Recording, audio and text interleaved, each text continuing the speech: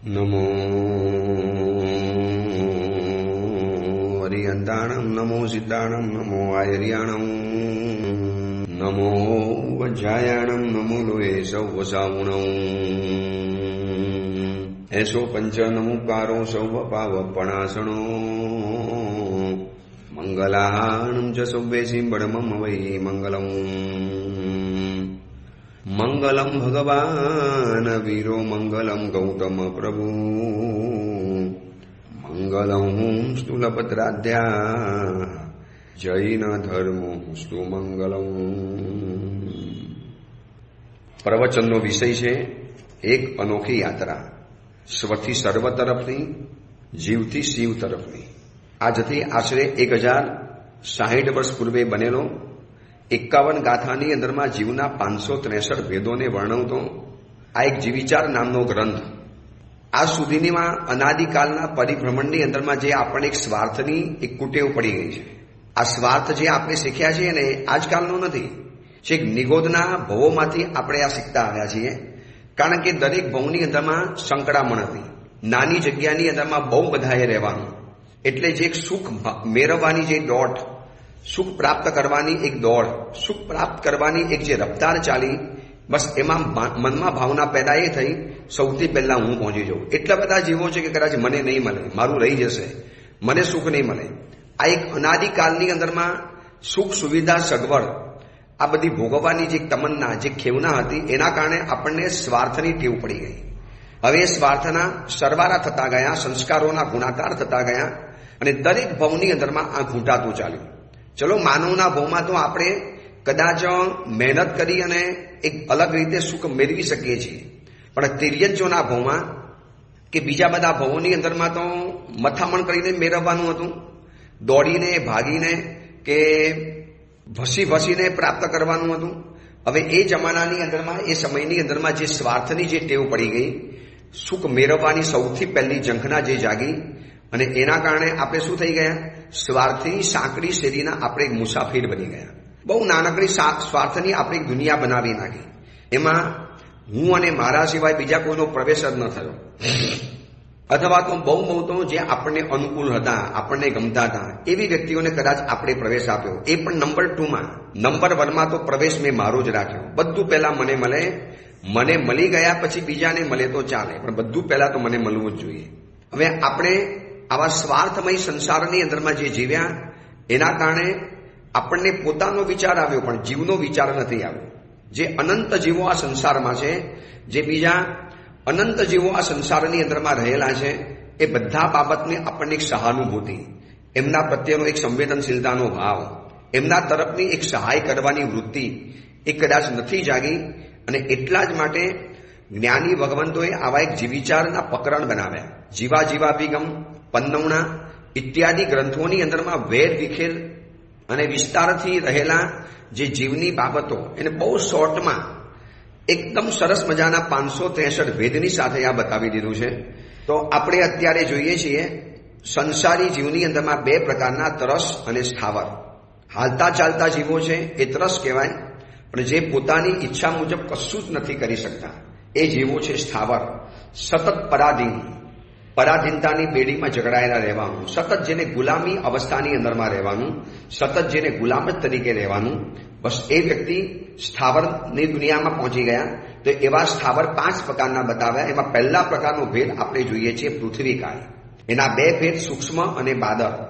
નરી આંખે ન દેખાય, આપણી નજરમાં આપણે જેને જોઈ નથી શકતા, અસંખ્ય જીવો ભેગા થાય છતાં પણ આપણે જોઈ નથી શકતા. એનું શરીર જ સૂક્ષ્મ છે, માટે સૂક્ષ્મ છે, બારીક છે, એકદમ માઇક્રોમાં માઇક્રો છે, મિની માઇક્રો કહેવાય. હવે બાદરની વાત ચાલે છે.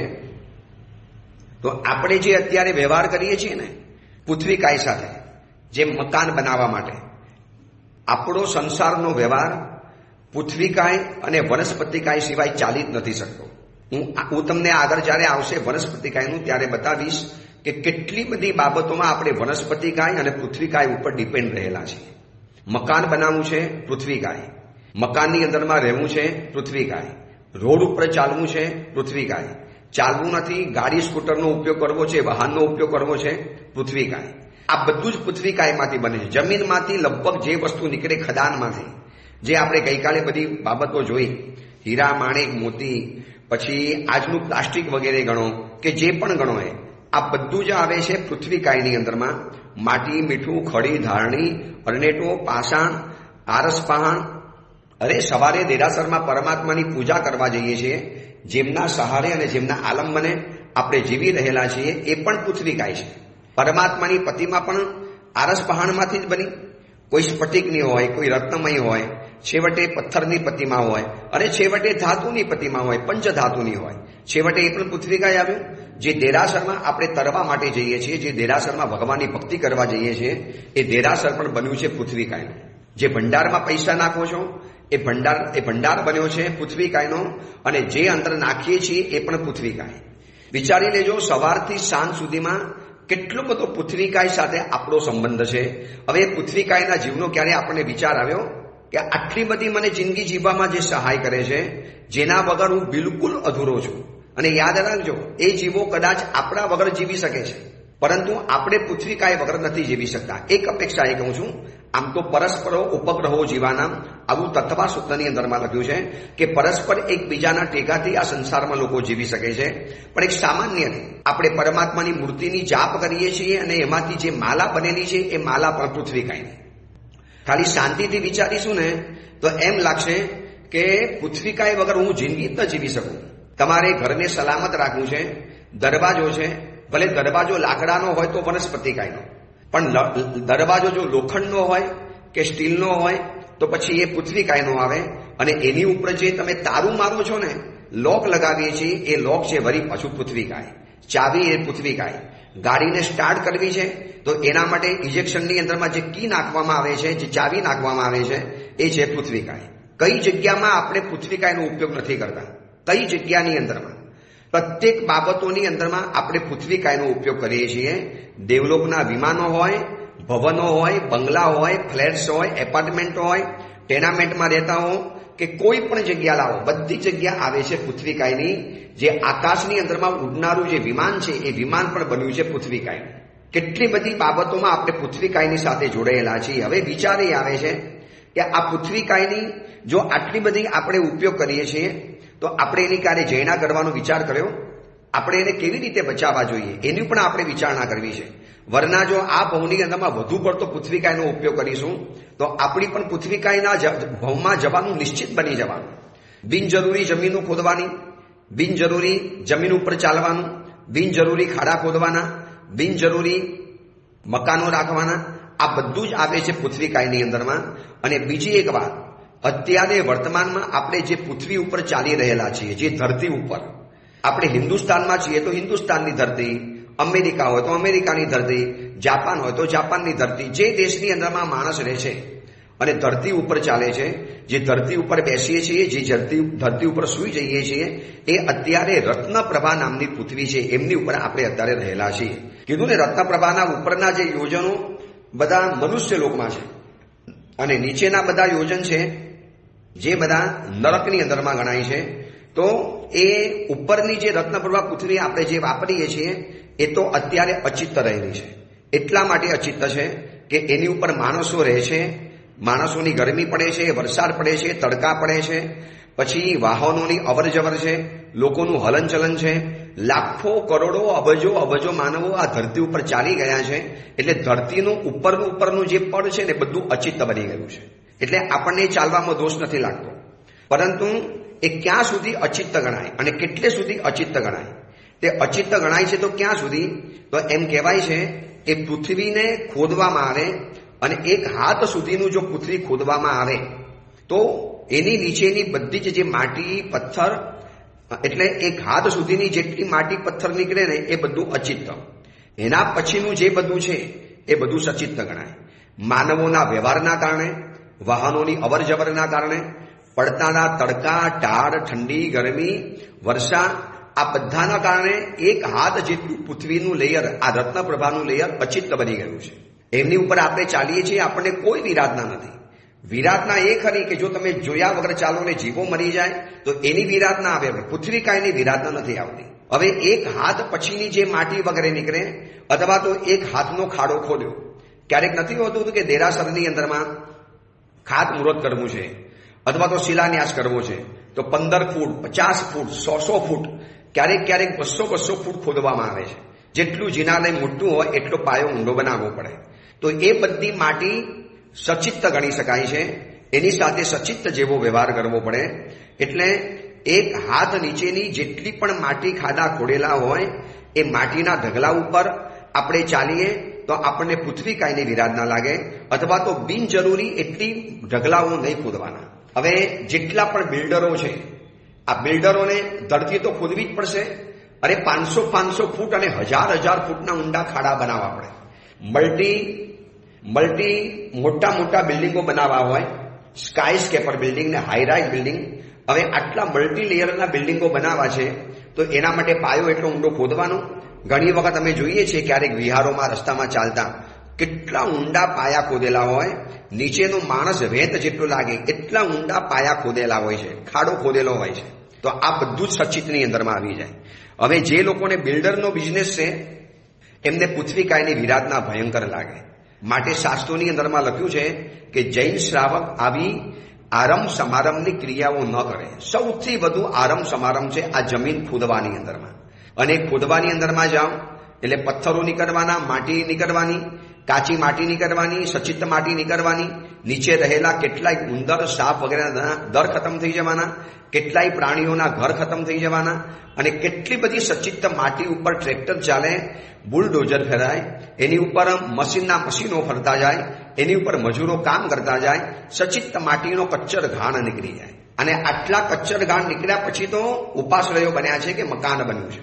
આ હું જે ઉપાસેમાં અત્યારે બેસીને પ્રવચન આપું છું, મહાવીરે ધામ શ્રી સંઘ, વેસુ, સુરત, મહારાણા પ્રતાપ રોડ ઉપર આવેલું એક ભવ્ય ઉપાશ્રય, જેમાં વૈયાવજ કેન્દ્ર છે, ભોજનશાળા છે, ધર્મશાળા છે, પાઠશાળા છે, જ્ઞાનશાળા છે, જેમાં સાધ્વીજી ભગવતનું સ્થિરવાસનો આવાસ છે, મેડિકલ સેન્ટર છે, બધું જ આની અંદરમાં છે. એટલી અદભુત ટીપટોપ વ્યવસ્થા છે. હવે એ મકાન જ્યારે બન્યું હશે ત્યારે પૃથ્વીકાયનો આવો કચ્ચરગાણ બન્યો જ હશે. હવે એમાં ઓપ્શન તો નથી જ. શું કરીએ, મકાન વગર તો રહેવાતું જ નથી. 4 દીવાલ તો જોશે જ ને રહેવા માટે, છાપરું તો જોશે જ આપણે. 4 દીવાલ વગર તો રહેવાતું નથી, ખુલ્લામાં રહેવાતું નથી. ખુલ્લામાં ઓર વધારે વિરાધના થાય. તો હવે એની જૈના કરવાની છે. આપણે એની જૈના તો કરવી પડશે ને. એને આપણે આટલું વાપરીએ છીએ તો એને આટલા બધા ખતમ કરી નાખવાના, આટલા બધા મારી નાખવાના. ઉપર જે આપણે વાત બતાવી પૃથ્વીકાય, એનું શરીર અંગુલના અસંખ્યાત ભાગ જેટલું હોય છે. અથવા તો અનેક જીવો ભેગા થાય, અનેક સમૂહ ભેગા થાય ત્યારે આપણને દેખાતા હોય છે. અને એ જીવોનો આકાર મસૂરની દાળ જેવો અથવા તો ચંદ્ર જેવો હોય છે. અને આગળ જો જાણવું હોય ને તો એક આંબરા જેટલી માટી, એમાં જે પૃથ્વીકાયના જીવો છે એને જો કબૂતર જેટલા મોટા કરવાની અંદરમાં આવે તો એ જીવો આખા જંબુ દ્વીપમાં ન સમાય એટલા બધા જીવો ખાલી એક નાનકડા આંબરા જેટલી માટીની અંદરમાં છે. આંબરા એટલે લીંબુ જેટલા, સમજો ને. છોટાસા જે આંબરા આવે, આંબરાનો પાવડર વાપરીએ ને આપણે વિટામિન સી માટે, એનો એક નાનકડો ટુકડો, એટલો જ માટીનો ટુકડો લેવાનો. એની અંદરમાં એટલા બધા પૃથ્વીકાયના જીવો છે કે એને કબૂતર જેટલા જો ખાલી એનલાજ કરવામાં આવે તો સમગ્ર જંબુદ્વીપમાં ન સમાય એટલા બધા જીવો મારતા આટલામાં છે. તો સચિત્ત માટી ઉપર પગ મૂકતા આપણે લગભગ 20 થી 25 આંબરા જેટલી માટી આપણે ખૂંદી નાખીએ છીએ. તો કેટલા જીવોનો આપણે ત્રાસ આપતા આવીશું. બાગ બગીચામાં જાય, બેઠા બેઠા ખાડો ખોડ્યા કરે, બેઠા બેઠા માટીને ખોડ્યા કરે. અથવા તો ફરવા માટે ગયા હોય અને બધા 5-15 મિત્રોની ટોળકી બેઠેલી હોય પર્વત ઉપર, તો બિનજરૂરી પથ્થરથી માટીને ખોડ્યા કરે, જમીન ખોડ્યા કરે. હવે આની અંદરમાંથી સચિત્ત માટી નીકળી તો આ બધું જ પાપ આપણા માથા ઉપર લાગે. સચિત્ત પૃથ્વી ઉપર ચાલવાથી પૃથ્વીકાયના જીવોની વિરાધના થાય છે. પણ હવે એ કંઈ આપણું ચાલે એમ નથી. અને જે પૃથ્વી ઉપર લોકાતી વાહિતે માર્ગે ચુંબિતે ભાસ્વદંશોભી જંતુ રક્ષાર્થ માલોક્યમ ગતિર ઇરિયા પથામ સતામ, યોગશાસ્ત્રની અંદરમાં કલિકા સબકના હેમચંદાચાર્યએ લખ્યું છે કે લોકાતી વાહિતે માર્ગે, લોકો જેની ઉપર અવરજવર કરતા હોય, વાહનો અવરજવર કરતા હોય, સૂર્યના કિરણો જેની ઉપર પડતા હોય, જેની ઉપર કુહાડી વગેરે શસ્ત્રોના ઘાત થતા હોય, એ પૃથ્વી અચિત્ત બની ગઈ છે. ત્યાં વિરાધના નથી. આ જે વિરાધના બતાવું છું એક હાથ પછી તમે જે પૃથ્વીકાયની જે વિરાધના થાય છે એ તો ભયંકર વિરાધનાઓ થાય. એટલે ક્યારેક ટ્રેકિંગ કરવા માટે જતા હોય છે, ક્યારેક ફરવા માટે જતા હોય છે, ક્યારેક કેટલાક લોકો પર્વત ઉપર એમને ફરવા માટે નીકળતા હોય, જેમ આ પહેલગામમાં કાશ્મીરમાં લોકો ગયેલા હતા ને, જ્યાં લોકોની અવર જવર ઓછી હોય, જ્યાં ગાઢ જંગલ પરેશ હોય, જેની ઉપર સૂર્યના કિરણો જમીન ઉપર બહુ પડતા ન હોય, જ્યાં વાહન વ્યવહારોની અવર જવર ઓછી હોય, જ્યાં પશુ વગેરે નથી જતા, એવી જગ્યા સચિત્ત માટીવાળી હોઈ શકે છે. હવે એવી જગ્યાએ ફરવા માટે ગયા તો ઘોર વિરાધના થવાની. હવે આ પૃથ્વીકાયને બચાવી છે. આ જીવનો વિચાર, આપણે ખાલી પૃથ્વીકાયને જાણવી નથી, એને આપણે બચાવી છે. માનો હું પણ પૃથ્વીકાયમાં હશે, આપણો આત્મા પણ અનંત વખત આવા પૃથ્વીકાયની અંદરમાં જઈને આવ્યો છે. જો આપણને એ સમયે કોકે આવા જીવિચારના ભણનારા વ્યક્તિઓએ બચાવ્યા હશે ને, ભાઈ જવા દો ને, બિનજરૂરી શું કામ માટી વાપરવાની, બિનજરૂરી શું કામ વિરાધના કરવાની. ઘરમાં જેટલું ઓછામાં ઓછું બનતું હોય એટલું બનાવી દેવું છે, વધારે નથી બનાવવું. પૃથ્વીકાય વગર ઘર નથી બનતું, એ હકીકત છે. પણ બિનજરૂરી દિવાલ શેના માટે બનાવવાની, બિનજરૂરી માટીઓ શેના માટે નખાવાની, બિનજરૂરી ફર્શ શેના માટે લગાવવાની, બિનજરૂરી ટાઇલ્સ શેના માટે નખાવાની. જરૂરી છે એટલી રૂમ બનાવી લઈએ, બિનજરૂરી કેમ બનાવવાની? અને ઘરમાં રહેનારા 4 માણસ છે અને 40 માણસ જેટલું મોટું ઘર બનાવી નાખો તો આ પૃથ્વીકાયની વિરાધના આવી ગઈ. હું અત્યારે જે વેસુની અંદરમાં ચોમાસું કરું છું ને, ત્યાંના એક બિલ્ડિંગો તમે જુઓ ને, હાઈરાઇઝ બિલ્ડિંગ, એમાં બસ મોટા મોટા ફ્લેટ, 5 અને 6 બેડરૂમના ફ્લેટ.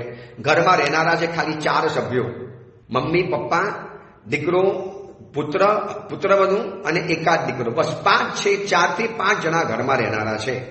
હવે એટલા માટે એટલા મોટા ઘર બનાવી નાખે. આ બધી જ પૃથ્વીકાયની વિરાધના છે અને એનાથી બચવા માટે પૃથ્વીકાયની જૈના આપણે શીખવી પડશે. હવે કેવી રીતે એનાથી બચવાય? પૃથ્વીકાયની વિરાધનાથી બચવાના કેટલાક ઉપાયો આપણે જાણવા છે. મોસોક ખાતર, નદી કિનારે, દરિયા કિનારે કે જ્યાં એવી વધુ પડતી માટીઓ હોય, રેતી હોય, ત્યાં ફરવા માટે પણ ન જવાય. એ પણ પૃથ્વીકાયની વિરાધનાથી બચવાનો ઉપાય છે. ત્યાં જઈને કૂદાકૂદ થવાની, ટ્રેકિંગ થવાનું, બૂટ પહેરીને ચાલવાના, પીઓપીની મૂર્તિઓ બનાવી, અથવા તો નિષ્કારણ પૃથ્વીકાયની હિંસા થાય એવો વ્યવહાર સદંતર બંધ કરી દેવાનો, બિનજરૂરી રીતે. ઠીક છે, શરૂઆતમાં કોઈ લાઈન નથી મળતી, માટે બિલ્ડર લાઈનની અંદરમાં ગયા, આ પૃથ્વીકાયની લાઈનની અંદરમાં ગયા. પણ હવે જાણે બીજી લાઈન જો મળી જતી હોય, બિઝનેસ કરવા માટેનો જો બીજો કોઈ રસ્તો મળી જતો હોય, તો વહેલી તકે આ પૃથ્વીકાયની વિરાધનામાંથી બહાર આવી જવાનું. કેટલા મોટા મોટા જૈન પરિવારો બિગ બિલ્ડર છે, કેટલી મોટી એની મોટી બિલ્ડિંગો બનતી હોય છે. આ સુરતમાં પણ એવા જૈન બિલ્ડરો છે, જ્યાં નજર નાખો ત્યાં એમની બિલ્ડિંગો દેખાતી હોય. હવે એ તો બિઝનેસ છે, ધંધો છે, કરવો તો પડશે જ એમને. છતાં પણ માનો આવતીકાલે કોઈક એવો બિઝનેસ મળી જાય છે તો આ બિઝનેસ એમને છોડી દેવો જોઈએ. શું કામ વિરાધના કરવાની બિનજરૂરી? શું કામ આવી વિરાધનાઓની અંદરમાં હાથ નાખવાનો? હવે બીજા પણ ઘણા રસ્તા છે પૃથ્વીકાયને બચાવવા માટે. મીઠું વગેરે જે ઘરમાં વાપરો છો, નમક વગેરે, તો એ બને ત્યાં સુધી સચિત્ત વાપરવું, અચિત્ત નહીં વાપરવું. મીઠું પણ પૃથ્વીકાય છે અને એનો પણ બને એટલો ઓછામાં ઓછો ઉપયોગ કરવાનો. પછી ખાણમાંથી નીકળેલા જે ધાતુ, પથ્થર, કોલસા, માટી, આરસ, આ બધાનો પણ વ્યાપાર કરવો. ઈંટ વગેરેનો વેપાર કરવો, ઈંટના નિભાડા ચલાવવા, ઈંટ વગેરે ચલાવી, આ બધો જ વેપાર એની અંદરમાં આવે છે. તો એનાથી મુક્ત રહેવું એ પણ પૃથ્વીકાયને બચાવવાનો એક રસ્તો છે. પછી ઘર બનાવવું, પાયા ખોદવા, પથ્થર આદિને ફોડવા, રસ્તા બનાવવા, સુરંગ ફોડવી, અથવા તો એવો કોન્ટ્રાક્ટ લઈ લેવો, અથવા તો કંઈક એવો મોટી સુરંગ બનાવવાનો બિઝનેસ પ્રાપ્ત કરી લેવો, અથવા તો ટેન્ડર ભરી લેવા ગવર્મેન્ટના, રસ્તા બનાવી આપીશું એવા ટેન્ડરો જે પાસ કરાવી લેવા. આ બધું જ આવે છે પૃથ્વીકાયના વિરાધનામાં. પછી કોઈક આખી ખદાન લઈ લે, આખી ખાંડ લઈ લે, પછી એ ધાતુને ખાણમાંથી કાઢવાની, એને અગ્નિમાં પીલવાની, તેજાબથી ધોવાની, પછી માઇનિંગ, બ્લાસ્ટિંગ, આવા જેટલા પણ આવે છે, હર, ટ્રેક્ટર, જેસીબી મશીન, આ બધું ચલાવવું. જેસીબી મશીન આખું ધાતુમાંથી બનેલું છે અને જેસીબી મશીન જેટલા મકાન તોડે, જેટલા હળ તોડે, ટ્રેક્ટર વગેરે વેચવા, ચલાવવા, આ બધું જ હિંસાનું કામ છે. એટલે જૂના કાળના શાસકો શું કરતા હતા? પોતાનું ખેતર ખેડવા માટે બીજાને આપી દે, ભાઈ તમે ખેડજો, અમે આની અંદરમાં વિરાધના નહીં કરીએ. હવે બીજા નંબરમાં પૃથ્વીકાયની વિરાધનાથી જો બચવું છે અને એની ઉપરનો જેટલો રાગ વધુ થશે તો આવતીકાલે આપણે પૃથ્વીકાયમાં ચાલી જવાના. જ્યાં તમારી આસક્તિ છે ત્યાં આપણી ઉત્પત્તિ છે. તચ્ચિતે તલ્લેશે, જ્યાં જેની જે મન છે ત્યાં એની ઉત્પત્તિ થઈ જવાની. હવે ઘરની અંદરમાં જેટલા પણ દાગીના, ઓર્નામેન્ટ, મોબાઈલ્સ, આ બધું જ આવે છે પૃથ્વીકાયની અંદરમાં. જ્યારે લગ્નનો પ્રસંગ હોય અને મોટી મોટી નામાંકિત કંપનીઓના સરસ મજાના ઘરેણાં પહેરીને નીકળ્યા હોય અને આ ઘરેણાં પહેરીને જ્યારે નીકળો, તમને પણ રાગ થાય, જોનાર વ્યક્તિને પણ રાગ થાય. કેવી ડિઝાઇન, કેવું સોનું, કેવું ચમકે છે, કેવા સરસ મજાના દાગીના પહેર્યા છે, એનાથી કેવા સુંદર દેખાય છે. આપણે આપણી જાતને પણ જોઈને ખુશ થઈએ, હરખાઈએ. તો આ બધું જ આવે છે પૃથ્વીકાયની વિરાધનામાં. આ બધું જ પૃથ્વીકાયના ઉપરના રાગની અંદરમાં આવે. પછી ઘડિયાળ હોય, રમકડા હોય, મકાન હોય કે પછી આ દાગીના હોય, નેકલેસ હોય, આ બધું જ જે આવે છે બધું પૃથ્વીકાયમાં આવે છે. હવે આ પૃથ્વીકાયની હિંસા અને એની ઉપરનો જે રાગ, એની ઉપરની તીવ્ર આસક્તિ આપણને કદાચ ક્યાં લઈ જશે ખબર નથી. ઘણાને ઘર ઉપરનું મમત્વ હોય, બસ મારું ઘર કેટલું સુંદર ઘર, એવી ડિઝાઇન બનાવું, એવા એના આકાર બનાવું. હવે એવી ડિઝાઇન બનાવવા માટે કેટલા બધા પથ્થરોને તોડવા પડે, કેટલા બધા એને રૂપકામ કરવા પડે અને કેટલા બધા આકાર પ્રકારની અંદરમાં ગોઠવવા પડે. આ બધું જ આવે છે પૃથ્વીકાયની અંદરમાં. આપણે જીવનો વિચાર કરવો છે. મકાનમાં રહેવું છે, જરૂરી છે. હું પણ મકાનમાં રહું છું ને ઉપાશ્રયની અંદરમાં. સાધુ જીવનમાં છું તો ચોમાસામાં 4 મહિના એક જ ઉપાશ્રય, શેષકાળમાં કેટલા બધા ઉપાશ્રયમાં રહેવાનું થાય. પણ હવે એ ઉપાશ્રયની અંદરમાં વધુ પડતી શોભા, વધુ પડતી ટાઈપટિંગ નહીં, મારો ઉપાશ્રય તો આવો જ બનવો જોઈએ, આમ એવો બનવો જોઈએ કે લોકો એના ફોટા પાડે, લોકો એનું આમ કરે. એમાં વધુ પડતું મટીરિયલ વાપરવાનું, ધાંગધ્રાના પથ્થર ને પછી જોધપુરના પથ્થર ને જયપુરના પથ્થર ને મકરાણાના પથ્થર, આ બધું જ અલગ અલગ અલગ અલગ ભેગું કરી અને એક મકાનની અંદરમાં આટલી બધી વિરાધનાઓ કરાવવાની. અને એના કારણે જે રાગના સંકલેશો થાય અને માનો એમાં આયુષ્યનો બંધ પડી ગયો તો હું અને તમે બંને જણા પૃથ્વીકાયના તરીકે આપણે જન્મ લઈ શકીએ છીએ. કેટલો સમય ત્યાં પસાર કરી નાખવાનો પૃથ્વીકાયની અંદરમાં ગયા પછી. સ્થાવર કાયમાં જન્મ લઈ લઈએ, આપણને કોઈ તોડશે, મારશે, ફેંકશે, કાપશે, કટિંગ કરશે. જો ક્યારેક ક્યારેક મકાનો બનતા હોય છે અથવા તો ઉપાશ્રયની બાજુમાં દેરાસર બનતું હોય છે, કેટલા બધા કટર મશીનોના દિવસ રાત કર્કશ અવાજો આવ્યા જ કરે, એ પથ્થર બચારો કપાયા જ કરે. જબકી એ અત્યારે નિર્જીવ છે, પણ પૃથ્વીકાયનું કલેબર તો ખરું. એ પૃથ્વીકાયની વિરાધના તો થઈ, એને કાઢવાની વિરાધના થઈ. ભલે જીવ અંદરમાંથી ચવી ગયો હોય, આટલા બધા મારકૂટ થયા પછી જીવ અંદરમાં રહી ન શકે. તો પૃથ્વીકાયની અંદરમાં જીવ છે, એટલા માટે જીવ છે. કોઈ માને પથ્થરમાં જીવ કેવી રીતે હોય?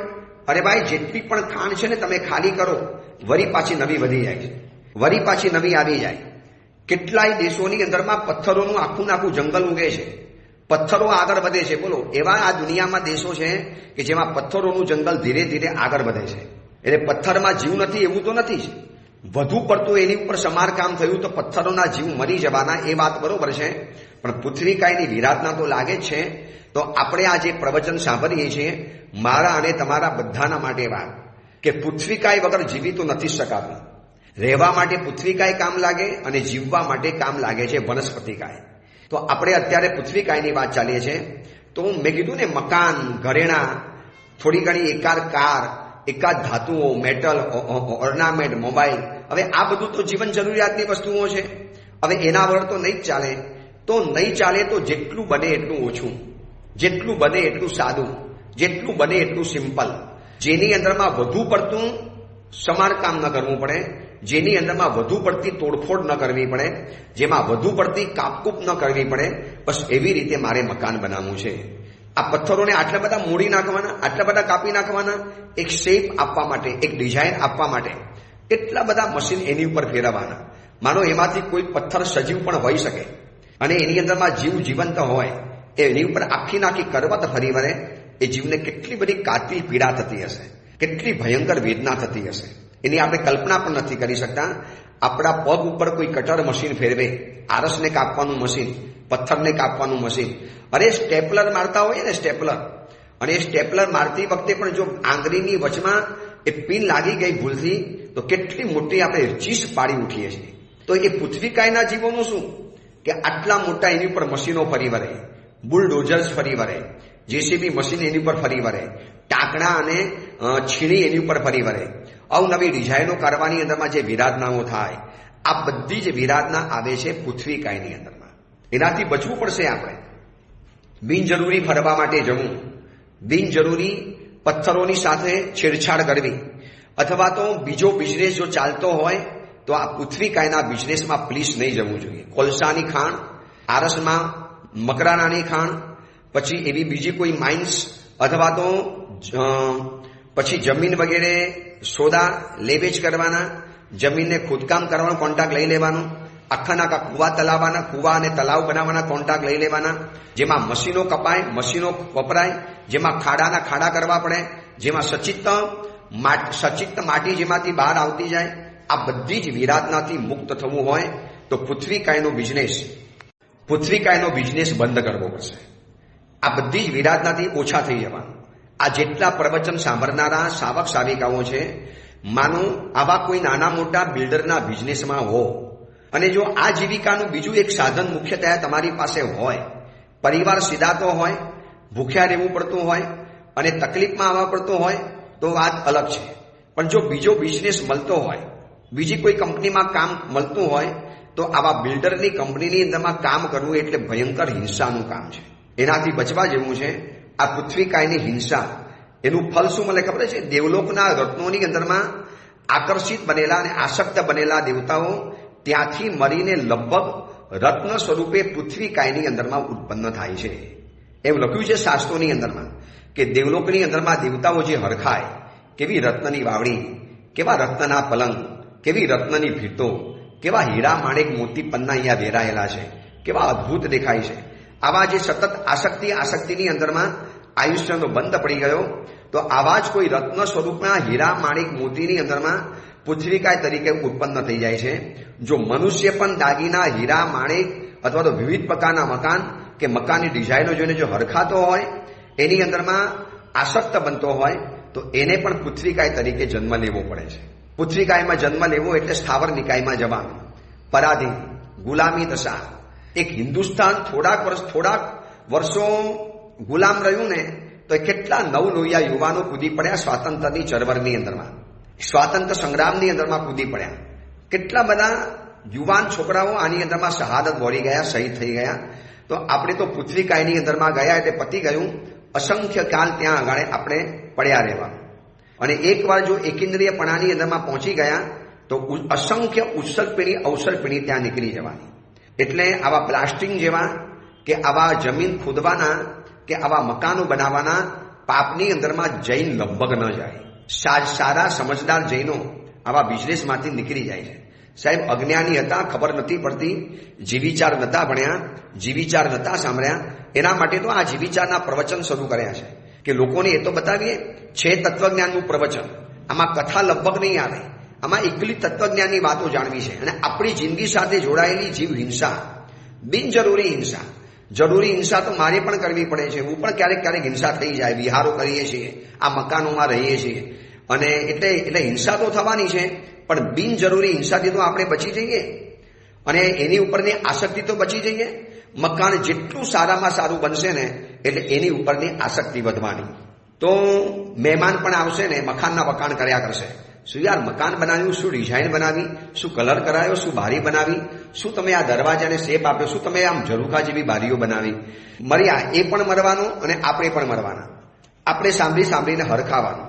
એટલે જેટલી પણ બને એટલી પૃથ્વી કાયની સાથે સંબંધો રહેવાનો છે, પણ એમાં રાગ રહિત થાય બસ એવું આપણે શીખવું છે.